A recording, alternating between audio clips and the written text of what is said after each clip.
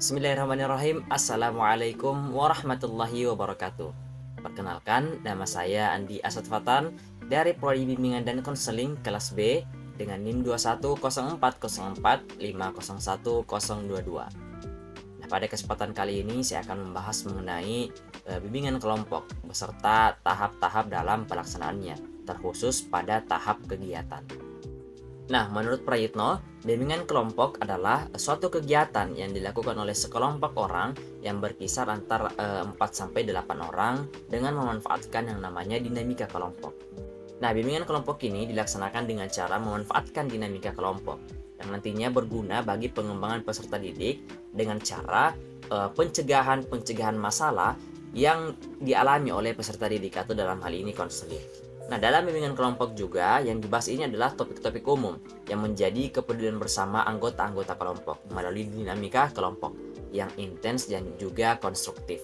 Nah, kemudian ini diikuti oleh semua anggota kelompok di bawah yang namanya bimbingan pemimpin kelompok atau konselor. Kemudian, bimbingan kelompok ini pada umumnya itu melalui yang namanya 4 tahap.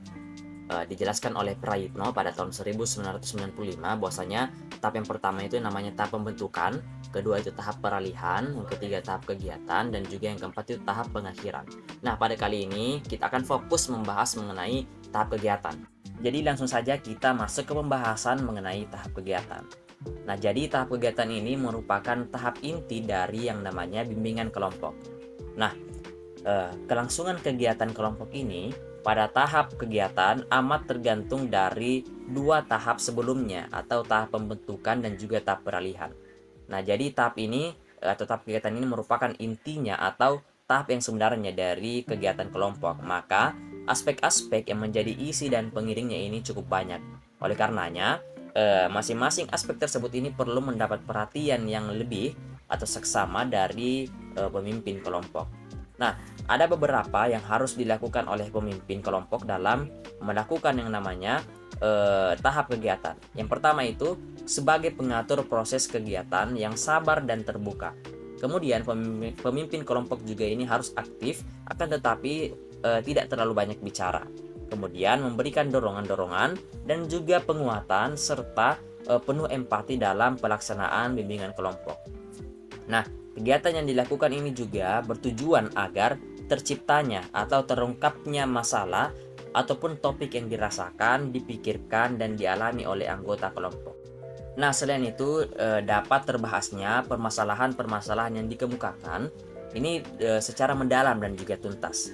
Kemudian ikut sertanya anggota-anggota kelompok secara aktif dan juga dinamis dalam pembahasan topik tersebut. Nah, baik itu yang menyangkut unsur tingkah lakunya, pemikirannya, dan juga perasaan yang dialami oleh para anggota kelompok. Nah, dalam hal ini saya akan mengambil contoh terkait dengan tahap kegiatan dengan topik tugas atau yang bermakna topik yang diberikan atau topik yang dibicarakan, diperbincangkan dalam bimbingan kelompok ini ditentukan oleh yang namanya pemimpin kelompok. Nah, menyangkut mengenai tahap kegiatan dengan topik tugas, tentunya juga memiliki yang namanya tahapan dalam pelaksanaannya. Nah, berikut tahapan-tahapan dalam pelaksanaannya. Yang pertama, pemimpin kelompok mengemukakan topik bahasan yang telah dipersiapkan. Kemudian, pemimpin kelompok juga ini menjelaskan mengapa topik yang diangkat oleh pemimpin kelompok tersebut ini dibahas dalam kelompok. Kemudian yang ketiga, tanya jawab tentang topik yang telah diberikan oleh pemimpin kelompok. Kemudian yang keempat, pembahasan secara mendalam dan juga tuntas terkait dengan topik yang telah dikemukakan. Dan yang kelima ini, pemimpin kelompok ini memberikan kesimpulan terkait dengan pembahasan-pembahasan yang telah dijelaskan oleh atau dikemukakan oleh anggota kelompok maupun pemimpin kelompok. Nah, berikut contoh dari tahap kegiatan dengan topik tugas. Mau mengangkat tema tentang kemandirian belajar. Kenapa harus ada angkat tema ini? Karena beberapa waktu yang lalu kan kalian baru selesai PTS. Iya. Kemandirian belajar itu apa sih? Ya. Belajar tanpa disuruh, terus sendiri.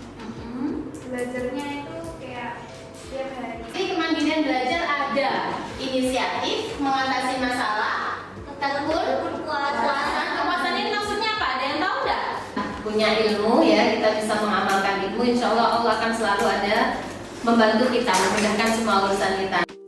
Mungkin hanya itu materi yang dapat disampaikan.